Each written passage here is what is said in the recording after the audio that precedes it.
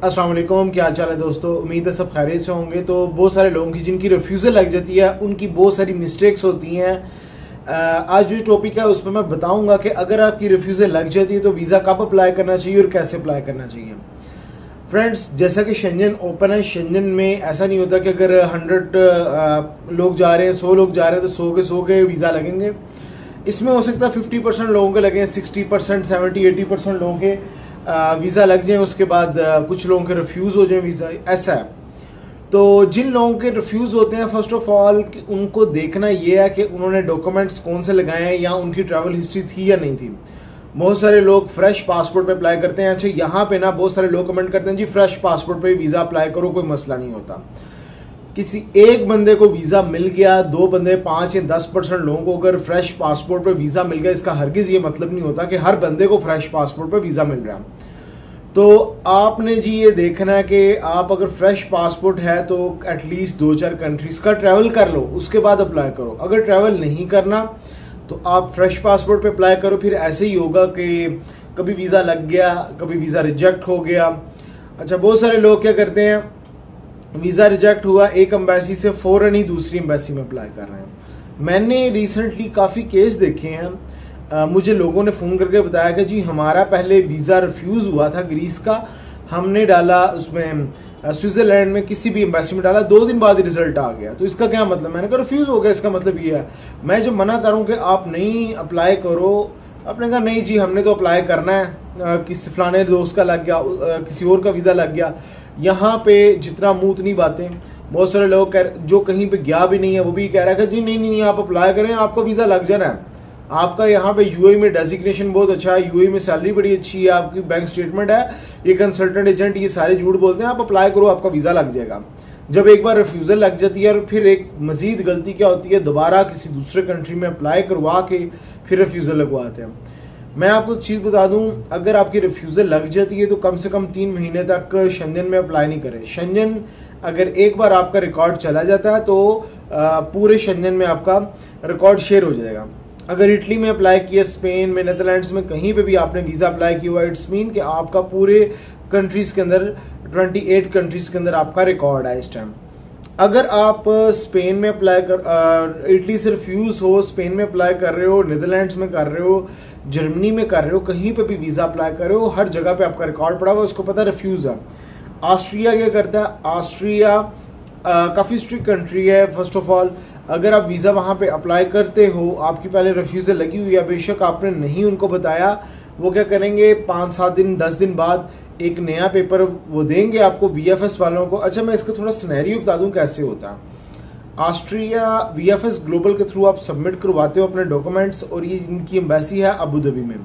Dubai में जमा करवा दिया, दुबई से गया अबू धाबी में, अबू धाबी में उन्होंने आपके सारे डॉक्यूमेंट्स वेरीफाई करने हैं। उसके बाद एक पेपर होगा, पेपर के ऊपर वो टिक कर देंगे कि जो जो डॉक्यूमेंट मिसिंग है वो दोबारा से भेजेंगे वीएफएस वालों को। वीएफएस वाले आपको कॉल करेंगे कि भाई आपकी एम्बेसी से, ऑस्ट्रिया एम्बेसी से आपके लिए कुछ डॉक्यूमेंट्स आए हैं, उसको आप पूरे करके दें। आप जाओगे वीएफएस में, वहां से लाओगे पेपर, पेपर के अंदर लिखा होगा एक वीज़ा एप्लीकेशन फॉर्म होती है।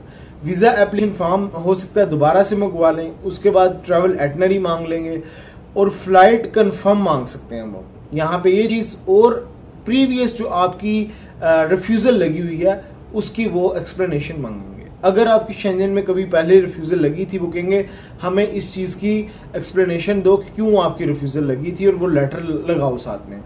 तो आपने वो लेटर अगर आपके पास पड़ा हुआ वो लगा देना। अगर लेटर नहीं है तो वो जिस वजह से रिफ्यूज़ हुआ था वो आपने पॉइंट क्लियर करके कलैता से पेपर पे वो करके देना है।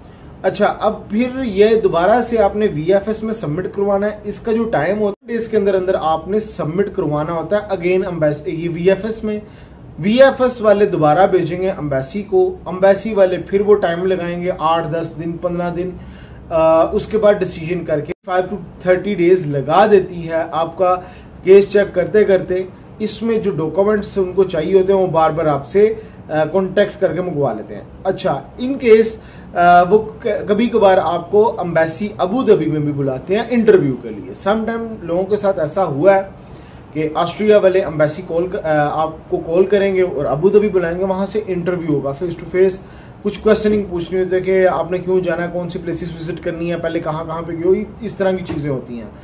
तो शेंजन में सबसे जो टफ और स्ट्रॉन्ग कंट्री कंसीडर होता है अभी की सिचुएशन में वो ऑस्ट्रिया होता है। ऑस्ट्रिया क्योंकि आपको पता है जर्मनी के अंडर कंट्रोल रह चुका हुआ है और वहाँ पे जर्मन लैंग्वेज चलती है, और इसी तरह अभी भी जर्मन का बहुत ज़्यादा उन पे असर है, उनके ज़ेर असर ही ज़्यादातर ये कंट्री चल रहा होता है। और ये ऑस्ट्रिया ऐसे खिता है कि इसके साथ स्विट्ज़रलैंड, जर्मनी, उसके साथ चेक रिपब्लिक, हंगरी, इस तरह के सारे कंट्रीज उसके साथ लग रहे हैं।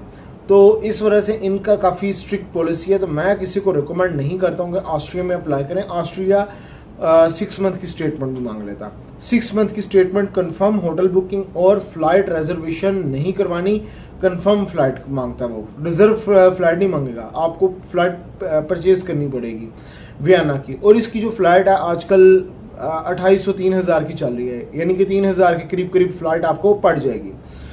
अच्छा, और उसके बाद इस कंट्री में अप्लाई करने के लिए आपके पास ट्रैवल हिस्ट्री भी काफ़ी स्ट्रॉन्ग होनी चाहिए। अगर शेंजन से हो गया है वेल एंड गुड, ये मल्टीपल एंट्री वीज़ा भी देता है, 3 मंथ्स मल्टीपल एंट्री भी वीज़ा दे देगा अगर आप एक बार शेंजन से होके आए हो।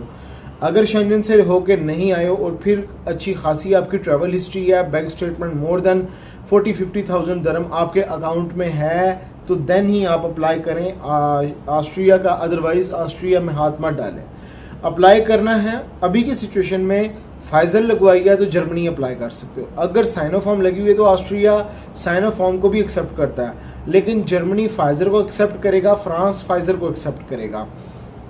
अगर आपने फाइजर लगवाई है, 1-2 कंट्रीज भी ट्रैवल किए हुए हैं, बैंक स्टेटमेंट ठीक है, वीज़ा स्टेटस, सैलरी आपकी यहाँ पे ठीक है, डेजिग्नेशन ठीक है आपकी, तो आप जर्मनी में वीज़ा अप्लाई करें तो आपकी वीज़ा मिलने के चांसेस हैं। इसी तरह आप फ्रांस में अप्लाई कर सकते हो। ये कंट्रीज बहुत स्ट्रॉन्ग हैं लेकिन आपको वीज़ा दे देंगे। इसी मुकाबले में अगर आपने फाइजर नहीं, साइनोफार्म लगी हुई है, तो मैं आपको रिकमेंड करूंगा कि आप स्पेन में वीज़ा अप्लाई कर लें। इटली, जहां तक बात करूं, इटली में भी कर सकते हो। इटली भी 6 महीने की bank statement plus confirm flight मांगता है, तो इस चीज़ का आपने ख्याल कर लेना है। अभी इटली भी वीज़ा नहीं दे रहा। इटली काफ़ी लोगों को वीज़ा मिले भी, लेकिन अभी की सिचुएशन में इटली रिफ्यूज़ल लगा रहा है। जिन दोस्तों ने ऑलरेडी ट्रैवल किया हुआ एक बार शेंजन, तो वो अप्लाई करें, उनको इटली वीज़ा देगा। और जहाँ तक बात है ग्रीस की, तो ग्रीस वीज़ा नहीं दे रहा। ग्रीस बहुत ज़्यादा रिफ्यूज़ल लगा रहा है। इवन कि आप शेंजन से होके भी आए हो तो ग्रीस रिफ्यूज़ल लगा रहा है। ग्रीस में वीज़ा अप्लाई मत करें।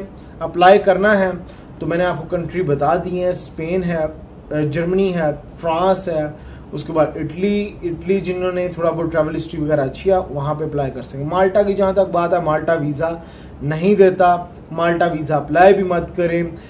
माल्टा उन्हीं दोस्तों को वीज़ा देगा जिन्होंने ऑलरेडी शेंजन ट्रैवल किया हुआ है, उनको माल्टा में अप्लाई करें तो वीज़ा मिलने के चांसेस हैं। प्लस वो फाइजर भी मांगता है। जिनको साइनोफार्म लगी हुई है वो कहेगा आके अपना केस विड्रॉ करवा लें, आपके फीसिस भी वापस कर देगा। इस चीज़ का आपने ख्याल करना है। और अगर रिफ्यूज़ल लग गई है आपकी, तो दोस्तों 3 महीने तक वेट करो और अपने सर्कमस्टांस चेंज करो। अपनी ट्रैवल हिस्ट्री बनाओ, जो बैंक स्टेटमेंट है उसको ठीक करो, जो डॉक्यूमेंट्स पहले लगाए थे उससे बेहतर लगाओ। और अगर कोई कभी रिफ्यूज़ल लगी या रिफ्यूज़ल पेपर लगा के उसकी जस्टिफिकेशन दो क्यों रिफ्यूज़ल लगी थी, तो अगेन अप्लाई करो। और कंट्री ऐसा नहीं करो अगर इस कंट्री में रिफ्यूज़ल लगी है एक में, दूसरे में अप्लाई करो। कंट्री अच्छा सिलेक्ट करो, अप्लाई करो, इंशाल्लाह आपको वीज़ा मिलेगा। तो दोस्तों नेक्स्ट वीडियो में मिलेंगे नए टॉपिक पे। ख्याल रखिए अपना।